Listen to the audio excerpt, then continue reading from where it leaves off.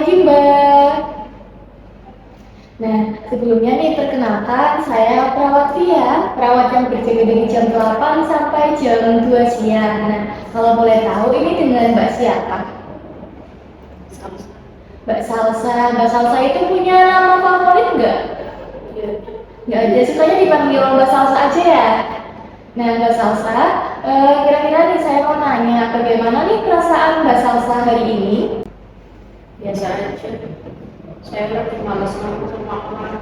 Oh, tinggal sama-sama orang. Baik Mbak Salsa, karena Mbak Salsa hari ini tuh lagi malas ngomong sama orang, malas bersosialisasi sama orang-orang sekitar ya. Nah, saya mau minta waktunya nih kurang lebih 10 menit. Nah, untuk tujuannya itu biar kita mengetahui nih apa sih yang menjadi penyebab Mbak Salsa itu sekarang malas berbicara dengan orang lain. Apakah Mbak Salsa bersedia?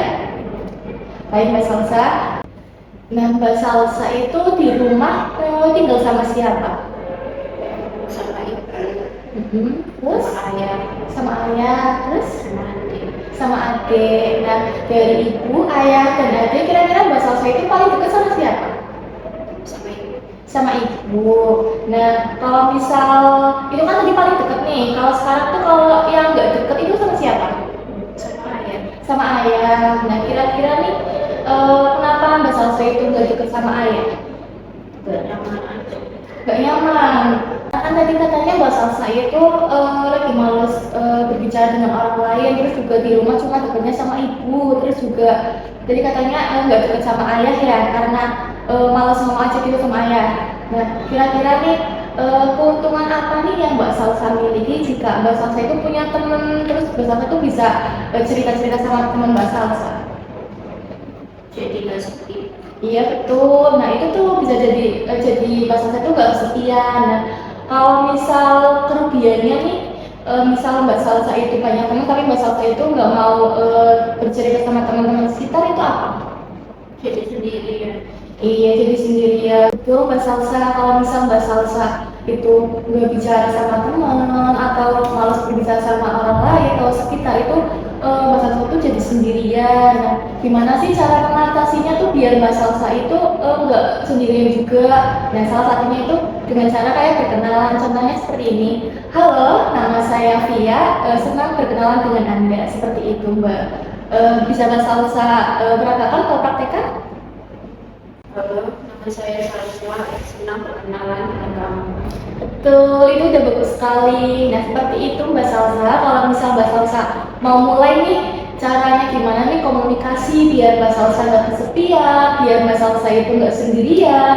Itu tuh mulainya tuh dengan cara singkat itu seperti itu. Nah, Mbak Salsa ini juga bisa nih terapkan kalau misal mau kenalan ya seenggaknya itu sama satu orang dulu, nanti bisa bertahap gitu Mbak. Seperti itu cara komunikasi biar Mbak Salsa itu nggak kesepian, nggak sendiri seperti itu Mbak. Apakah ada yang ingin ditanyakan? Nggak ada.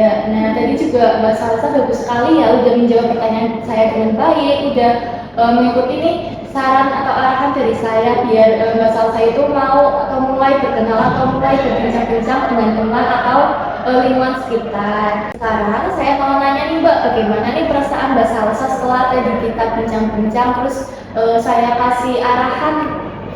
Saya jadi lebih tahu cara komunikasi sama orang lain. Oh, bagus sekali ya Mbak. Tapi jangan lupa diterapkan ya, entah itu sama teman dekat atau sama ibu juga bisa gitu. Nah sebelum saya pamit, gimana nih Mbak kalau misal besok atau lusa itu saya kesini lagi nih untuk bincang-bincang dengan Mbak Salsa lagi untuk mengetahui nih ada atau enggaknya nih kemajuan dari Mbak Salsa ini berbicara dengan orang lain. Apakah Mbak Salsa bersedia? Ya. Untuk waktunya mau disamakan atau bagaimana Mbak Salsa? Iya, kayak hari ini aja. Baik Mbak Salsa, nanti besok atau lusa saya kesini lagi ya untuk bincang-bincang dengan Mbak Salsa. Nah karena ini waktunya sudah habis, sudah selesai, saya izin pamit ya Mbak ya untuk melakukan kegiatan yang lain. Selamat pagi, selamat beraktivitas. Terima kasih Mbak Salsa. Iya, selamat pagi.